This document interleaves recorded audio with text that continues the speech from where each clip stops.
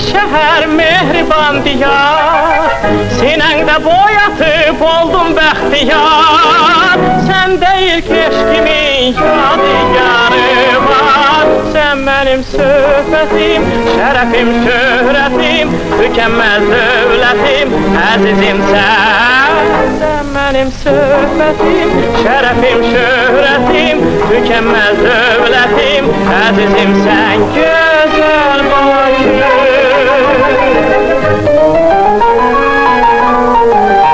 ürəyim səninlə edir iftikhar, Xəzərin qoynunda saldın buruqlar, qəlbimdə qəlbinin hərarəti var. Sən mənim söhbətim, şərəfim, şöhrətim, tükənməz dövlətim, əzizim sən. Sən mənim söhbətim, şərəfim, şöhrətim, tükənməz dövlətim, əzizim sən. Gözəl Bakı,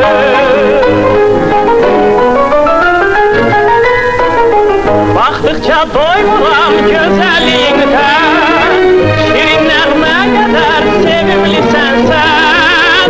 Hər yerdə, hər yanda deyəcəyəm mən. Sən mənim söhbətim, sabahki konsertinde elanını vurma olar mı? tükənməz dövlətim, Sizin grupta? Burada? şərəfim, şöhrətim, Yok əzizim, daha burada konsert verə bilmərəm. gözəl Bakı, gözəl Zalınız çox kiçikdir.